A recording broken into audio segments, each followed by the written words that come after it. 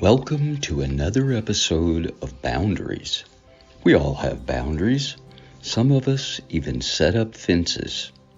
How about you? God's boundaries for our lives are meant to give us direction for our purpose.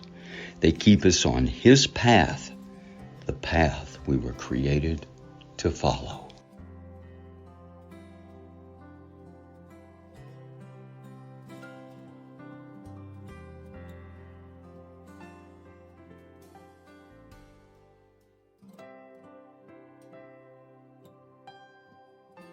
Today's episode is called Praying for Satisfaction.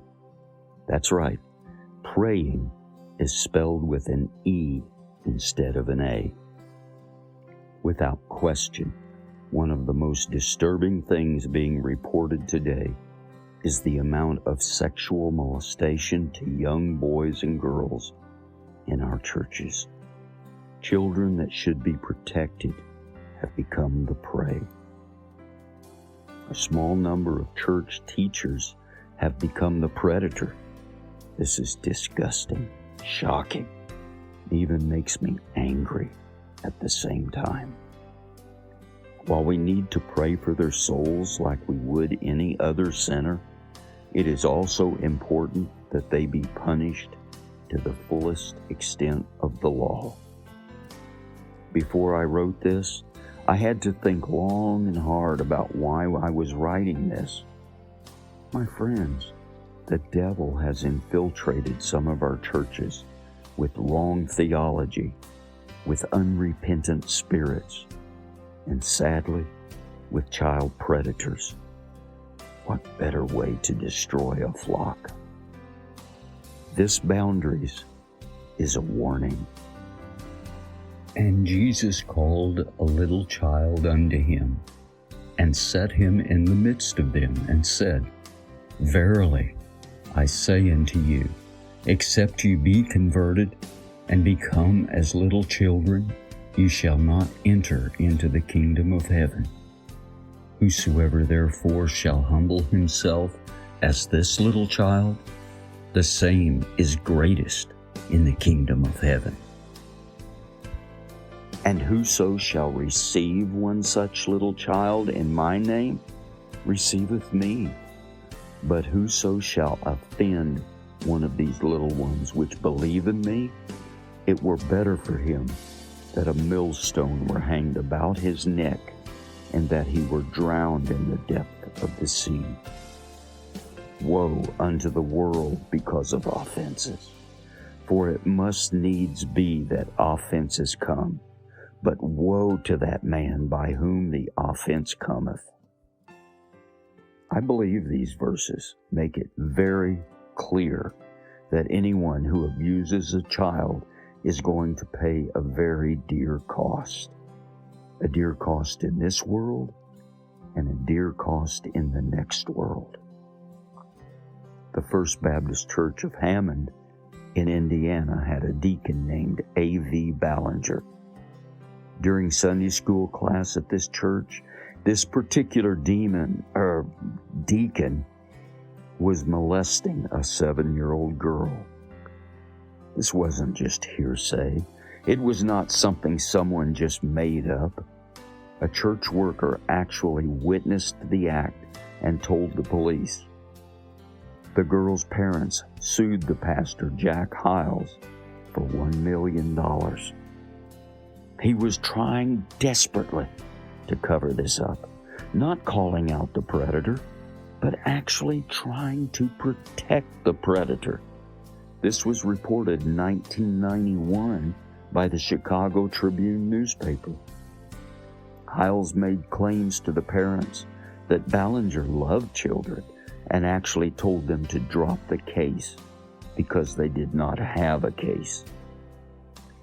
After 3 other women came forward, testifying they were fondled years ago, one of those women claimed she was fondled on the church bus.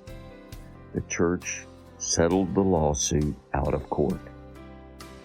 It was also reported by a security officer who testified that he saw Ballinger fondle a young girl in a Sunday school room in 1978 or 79. He was called to the Sunday school room by a female teacher. In 1993, Ballinger was sentenced to 5 years in prison. Attorney Vernon Petria filed a lawsuit in October 1997 against the First Baptist Church of Hammond. He accused the church of trying to protect the predators while a woman with an intellectual disability was being sexually assaulted for 6 years. The civil suit claims the woman was induced by agents of the church in 1991 to ride a bus to attend Sunday school at First Baptist. In the care of the church, she was sexually assaulted, molested, battered, and raped.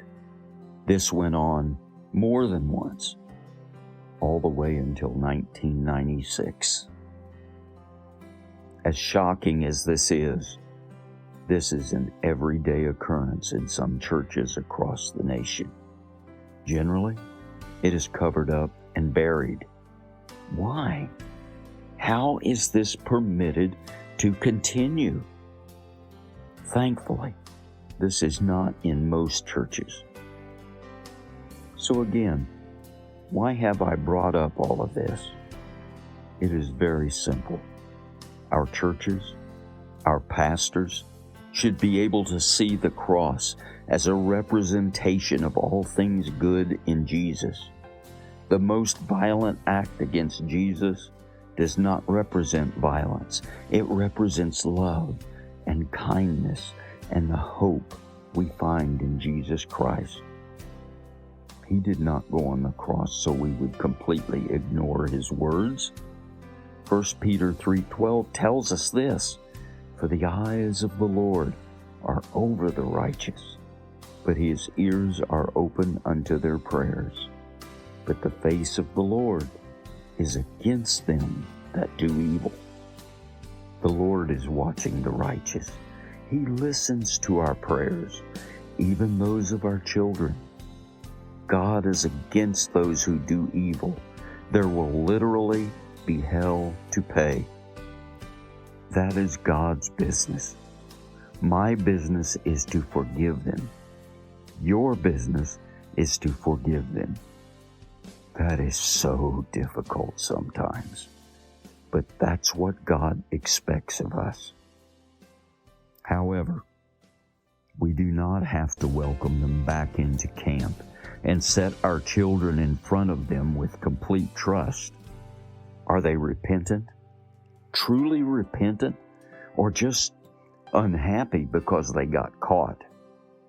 Too many pastors cover this up, while the predator is, well, praying